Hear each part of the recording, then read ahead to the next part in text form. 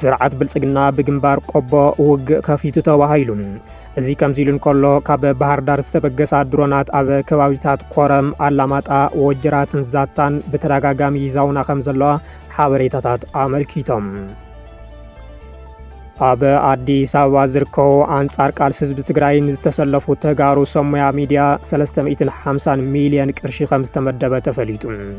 እቲ ገንዘብ ካብ ሕቡራት ዓረብ ኤሚሬትስ ካብ ዝተረኸበ ሓገዝ ዝተመደበ ከም ዝኾነ እውን ፈለጥቲ ውሽጢ ኣረጋጊጾም ሓይልታት ጥምረት ኣብ ናይሮቢ ንኻልኣይ ግዜ ከም ዝተራኸቡ ተሓቢሩ ግንባር ብሄራዊ ሓርነት ኦጋዴን ኦብነግ ናብቲ ጥምረት ከም ዝተጸንበረ ዕላው ኮይኑ ፊልድ ማርሻል ብርሃኑ ጁላ ሰራዊት ኢትዮጵያ ሕወሓትን ጽንፈኛታትን ዝበልዎም ሓይልታት ንምጥፋእ ንኽልዓል ኣዚዞም እቲ ሰራዊት ንውሽጣዊ ሓይልታት ቀዳምነት ሂቡ ንኽቃለስ ቀጺሉ ገጹ ባዕዳውያን ናብ ዝበልዎም ሓይልታት ከም ዘዝርውን ኣንፊቶም ኣብ ዝተፈላለዩ ኩርናዓት ዓለም ብምዃን ምሳና ዘለኹም ክቡራትን ክቡራንን ሰላም ከመይ ትኾኑ ሰናይ ቀዳመ ሰናብቲ ንኾነልኩም ብምምናይ ናይ ዝዕለት ምዕባለታት ቀንዲ ዜናታት ብምቕዳም ከም ዝስዕብ ተዋዲዶም ኣለዉ ክሳብ መወዳእታ ምሳና ንኽጸንሑ ብምዕዳም ናብ ዝርዝሮም ክንሰግር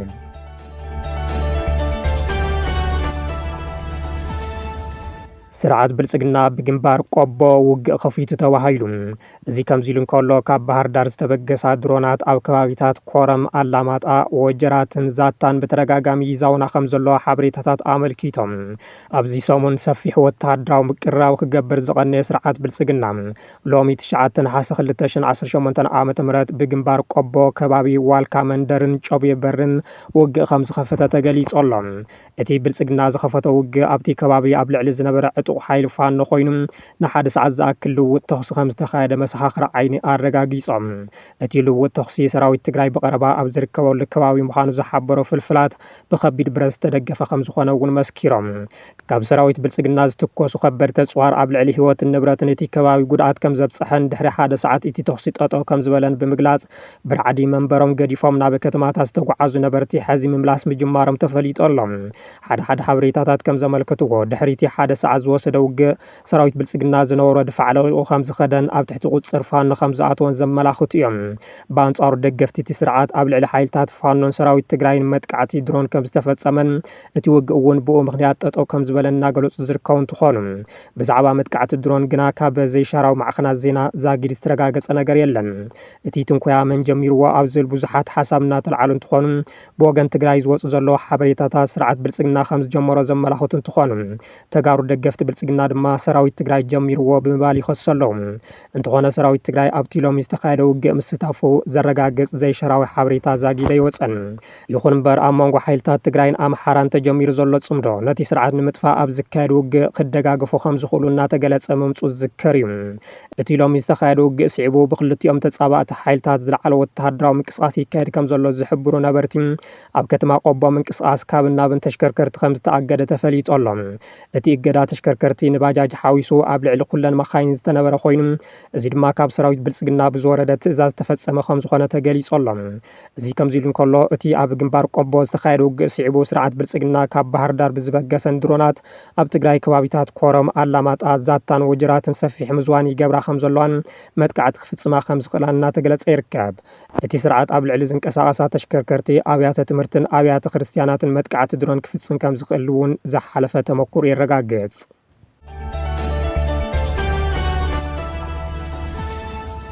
ኣብ አዲስ አበባ ዝርከቡ አንጻር ቃልሲ ህዝቢ ትግራይ ዝተሰለፉ ተጋሩ ሰሙያ ሚድያ 350 ሚሊዮን ቅርሺ ከም ዝተመደበ ተፈሊጡ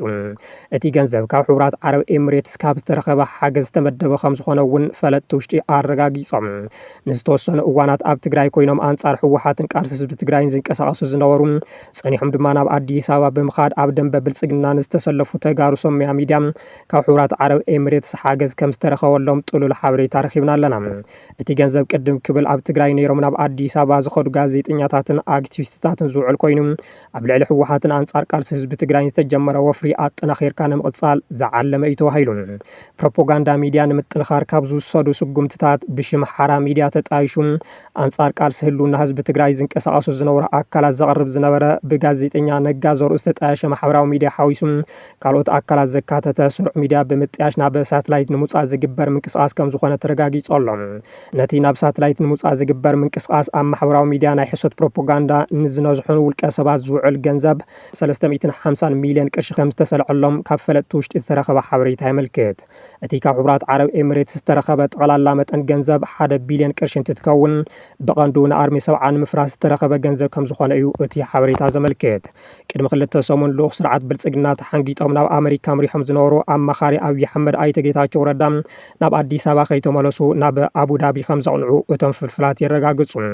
ቀንዲ ዕላማ እቲ ጉዕዞ ድማ ምስ ሰራዊት ሱዳን ኮይኑ ንእትድግፍዎ RSF ዝወግአኩም ዘሎ ኣርሚ ሰብዓ ዝተባሃለ ዕጡቕ ክነፍርሰልኩም ገንዘብ ሓግዙና ዝብል ነይሩ። ቅድሚ ሕዚ ብኣክቲቪስት ተስፋይ ንጉስ ተስፋይ ራያ ኣቢሉ ንኣርሚ ሰብዓ ንምፍራስ ዘይሰመረሉ ምምሕዳር ቢንዛይድ ድማ ክተፍርስዎ እንተኽኢልኩም ጽቡቕ ዝብል መልሲ ብምሃብ ልዕሊ $5 ሚልዮን ወይ ከዓ 1 ቢልዮን ቅርሺ ከም ዝፈቐዱ ተፈሊጡ ኣሎ። እዚ ኣብ ቀጻሊ ንኣርሚ ሰብዓ ንምፍራስ ሰፊሕ ምንቅስቓስ ከም ዝግበረሉ ዝተገለጸሉ ሓገዝ ገንዘብ ካብዚ ተሰሊዑ ድማ ኣንጻር ትግራይ ንዝተሰለፉ ተጋሩ ሚድያ ንኸጣይሹ ብኣይተ ጌታቸው ረዳ 350 ሚልዮን ቅርሺ ከም ዝተሰልዐሎም ዝረኸብናዮ ጭቡጥ መረዳእታ የረጋግጽ። ኣብ ኣዲስ ኣበባ ዝርከቡ ተጋሩ ጋዜጠኛታትን ኣክቲቪስትታትን ናብ ሓደ ተወዲቦም ፍቓድ ሚድያ ንኽወሃቦም ናብ በዓል ስልጣን መራኸቢ ሓፋሽ ፌደራል ሕቶ ምቕራቦም ተፈሊጦሎም።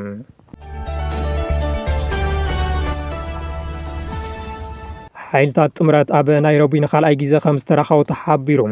ግንባር ብሄራዊ ሓርነት ኦጋዴን ኦብነግ ናብቲ ጥምረት ከም ዝተጸንበረ ዕላዊ ኮይኑ ቅድሚ 2 ሰሙን ኣብ ኬንያ ናይሮቢ ተራኺቦም ኣብ ቀጻሊ ዕጻ ኢትዮጵያ ዝዘተዩ ሓይልታት ጥምረት ኣብዚ ሰሙን ድማ ንኻልኣይ ግዜ ተራኺቦም ከም ዝዘተዩ ተፈሊጡ ኣሎ።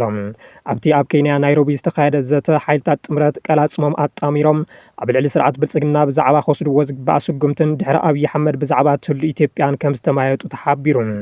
ኣቦ መንበርቲ ድሒሩ ናብቲ ጥምረት ዝተጸንበረ ኦብነግ ዶክተር ዓብዱራህማን ማዲ ብኣብዪ ኣሕመድ ዝምራሕ ስርዓት ብልጽግና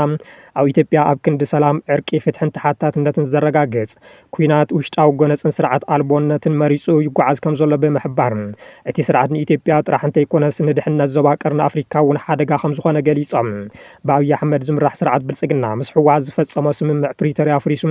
ዳግም ናብ ኩናት ንምእታው ኣብ ጫፍ ከም ዝርከብ ብምሕባር ፖሊሲ ከፋፊልካ ግዛእ ብምጥቃም ኣብ መንጎ ህዝብታት ኢትዮጵያ ኣፈላላይ ንኽፍጠር ኣብ ምግባር ዝለዓለ እጃም ይፃወተሉ ይብሉ ኣቦ መንበር ኦብነግ። እዚ ኣብ ኢትዮጵያ ተፈጢሩ ዘሎ ቅልውላው ንጎረባብቲ ሃገራት ሱዳን፣ ኤርትራ፣ ጅቡትን ኬንያን ብሓፈሻ ድማ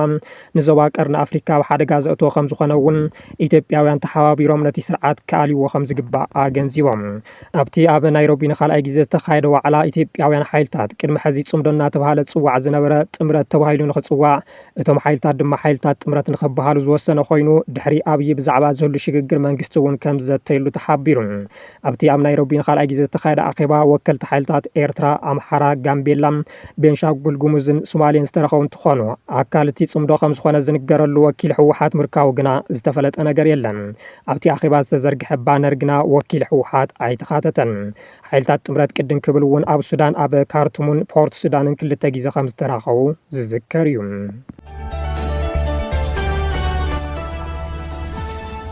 ፊልድ ማርሻል ብርሃኑ ጁላ ሰራዊት ኢትዮጵያ ሕወሓትን ጽንፈኛታትን ንዝበልዎም ሓይልታት ንምጥፋእ ንኽልዓል ኣዚዞም እቲ ሰራዊት ንውሽጣዊ ሓይልታት ቀዳምነት ሂቡ ንኽቃለስ ቀጺሉ ገጹ ባዕዳውያን ናብ ዝበልዎም ሓይልታት ከም ዘዝርውነ ኣንፊቶም ፊልድ ማርሻል ብርሃኑ ጁላ ባንዳ ንኸብዱ ኢሉ እዩ ዝመውት ንሕና ግና ንላዕላውነት ኢና ንመውት ኣብ ዝበሉ መድረኽ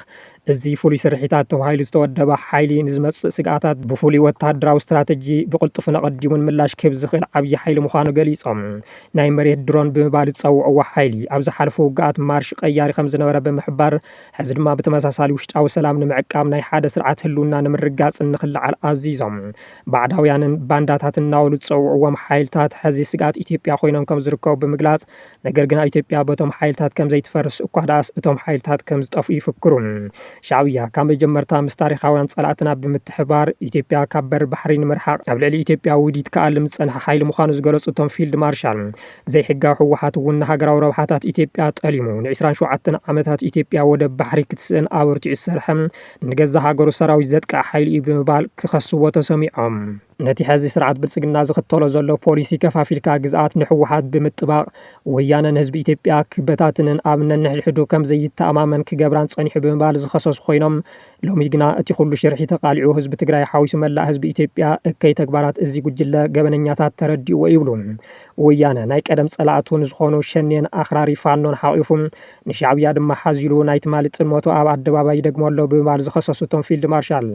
ኣባላት እዚ ፍሉይ ስርሒታት ነቶም ልኡኻት ጥፍኣት ዝበልዎም ሓይልታት ንኸጥፍእዎም ኣዚዞም ግደ ተለኣኽነት ዘይሕጋዊ ሕወሓትን ኣኽረርትን ምኽሳም ከም ልኡኻት ተስፋ ሻዕብያን ኣባት ንስሓ ሻዕብያን ምጽልማት ስለ ዝኾነ ብፍሉይ ንጉዳያት ውሽጢ ሃገር ቀዳምነት ሂቡ ንኽሰርሕ ንሰራዊቶም ትእዛዝ ሂቦም ብሓይልታት ጽምዶ ራዕዲ ከም ዝኣትዎ ዝንገረሉ ዘሎ ስርዓት ብልጽግና ወግሐ ፀብሐ እኳ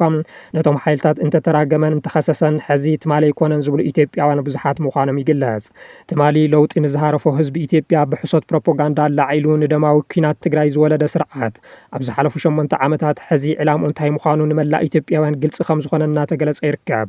በዚ እውን እቲ ስርዓት ንሓንሳብን ንሓዋርን ክእለየሉ እምበር በቲ ዝነዝሖ ዘሎ ናይ ሕሶት ፕሮፓጋንዳ ዳግም ከም ዘይታለል ዝገልጽ ኢትዮጵያዊ እናተበራኸተ መፅኡ ኣሎ።